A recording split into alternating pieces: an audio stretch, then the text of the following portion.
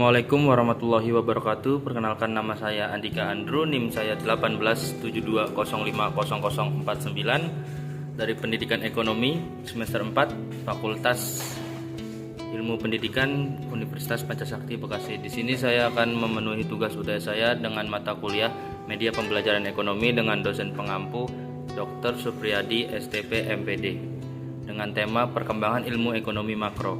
Berikut penjelasannya.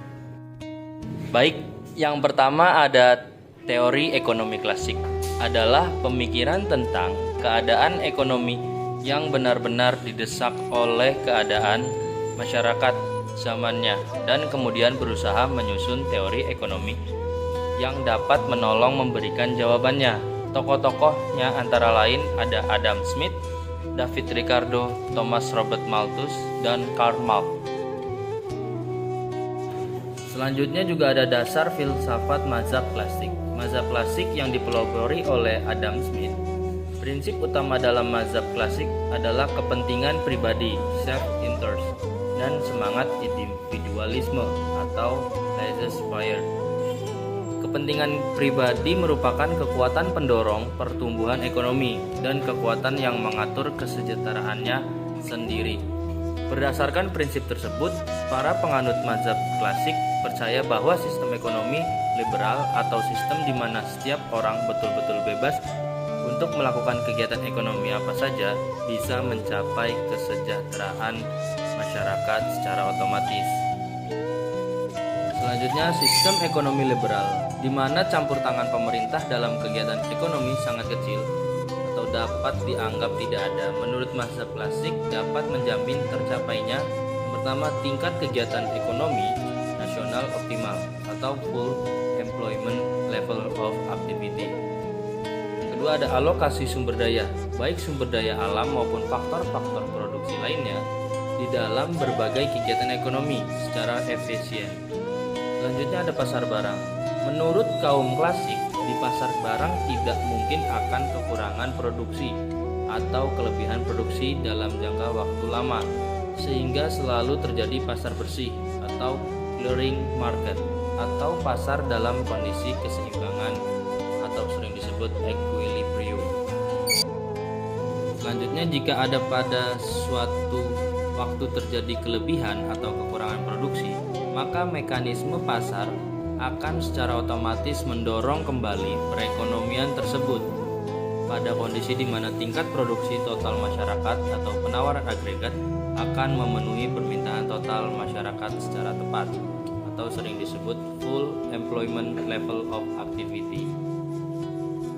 Ini ada kaum klasik beranggapan bahwa setiap barang yang diproduksikan selalu ada yang membutuhkannya atau supply creates its own demand. Berlaku hukum Say's law, dan harga-harga dari hampir semua barang-barang atau jasa-jasa adalah fleksibel, yaitu dapat mudah berubah, naik atau turun sesuai dengan daya tarik-menarik antara permintaan dan penawaran. Pasar tenaga kerja. Kaum klasik menganggap bahwa di pasar tenaga kerja seperti halnya di pasar barang, apabila harga tenaga kerja atau upah cukup fleksibel, maka permintaan tenaga kerja selalu seimbang dengan penawaran tenaga kerja. Nah, menurut definisi tidak ada kemungkinan timbulnya pengangguran sukarela. Artinya, pada tingkat upah real yang berlaku di pasar tenaga kerja, semua orang yang bersedia bekerja pada tingkat upah tersebut akan memperoleh pekerjaan. Dengan demikian, mereka yang menganggur adalah mereka yang tidak bersedia bekerja pada tingkat upah yang berlaku. Jadi mereka ini adalah penganggur yang sukarela. Pengangguran yang sukarela itu berlangsung hanya sementara saja.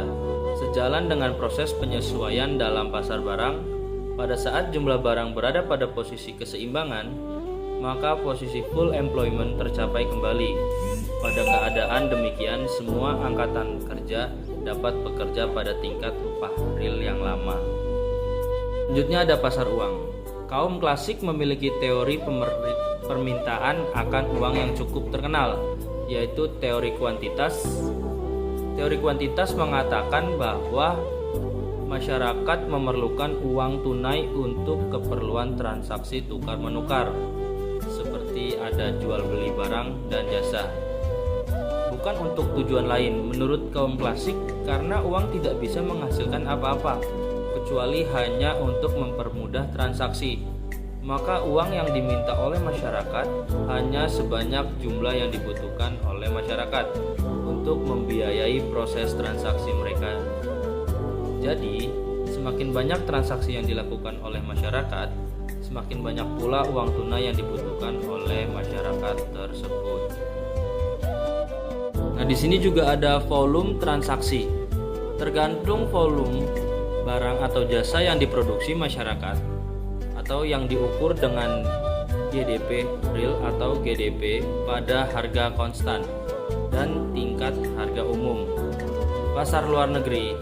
Di pasar luar negeri, kaum klasik juga menganut pandangan bahwa dunia secara otomatis mengoreksi ketidakseimbangan. Implikasi dari pandangan ini bahwa suatu perekonomian nasional tidak perlu merepotkan diri untuk menyeimbangkan neraca perdagangan.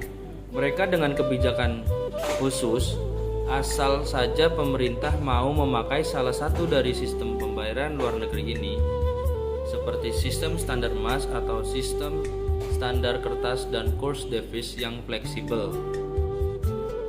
Selanjutnya ada teori ekonomi Keynesian. 16 dasar filsafat teori Keynes.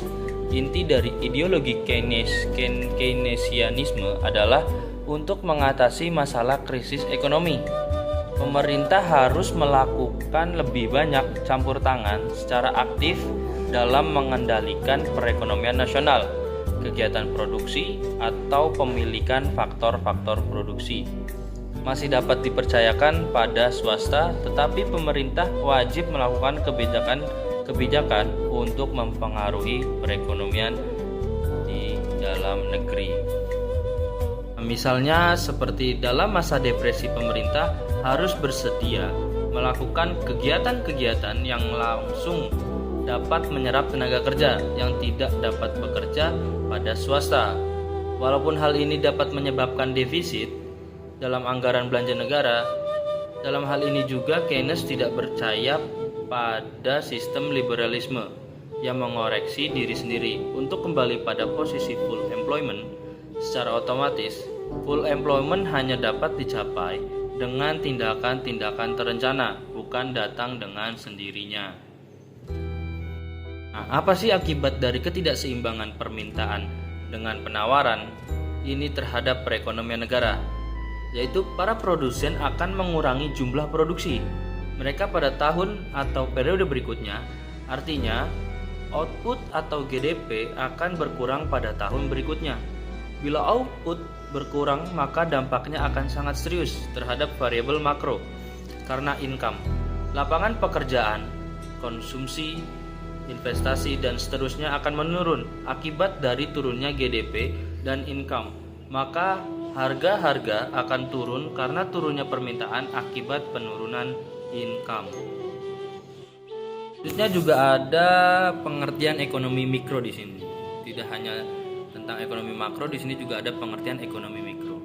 Ekonomi mikro adalah cabang dari ilmu ekonomi yang mempelajari perilaku konsumen dan perusahaan serta penentuan harga-harga pasar dan kuantitas faktor input, barang dan jasa yang diperjualbelikan. Ekonomi mikro meneliti berbagai keputusan dan perilaku tersebut mempengaruhi penawaran dan permintaan atas barang dan jasa yang akan menentukan harga dan bagaimana harga pada gilirannya menentukan penawaran dan permintaan barang dan jasa selanjutnya. Individu yang melakukan kombinasi konsumen atau produksi secara optimal bersama-sama individu lainnya di pasar akan membentuk suatu keseimbangan dalam skala makro dengan asumsi bahwa semua hal lain tetap sama. Kebalikan dari ekonomi mikro ialah ekonomi makro yang membahas aktivitas ekonomi secara keseluruhan, terutama mengenai pertumbuhan ekonomi, inflasi, pengangguran, berbagai kebijakan perekonomian yang berhubung, serta dampak atas beragam tindakan pemerintah, misalnya perubahan tingkat pajak terhadap hal-hal tersebut. Selanjutnya ada permasalahan dan solusi. Yang pertama ada permasalahan. Pemerintah itu harus melakukan 4 hal agar Indonesia segera pulih dari dampak pandemi COVID-19. Hal tersebut diungkap oleh Direktur Research Center of Reform on Economics atau CORE Indonesia, Peter Abdullah, menjelaskan langkah pertama adalah menangani pandemi COVID-19. Pertama, tetap fokus pada penanggulangan pandemi. Yang kedua, peningkatan kecepatan dan ketepatan bantuan sosial kepada masyarakat terdampak, termasuk juga peningkatan bantuan kepada dunia usaha. Lalu, apa yang menjadi solusi? Beliau juga merekomendasikan pemerintah melakukan percepatan implementasi Undang-Undang Ciptaker.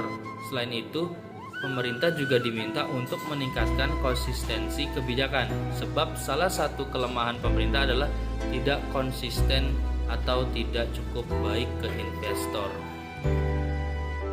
Cukup sekian penjelasan saya tentang ekonomi makro dan mikro. Kurang lebihnya saya mohon maaf. Saya ucapkan terima kasih. Wassalamualaikum warahmatullahi wabarakatuh.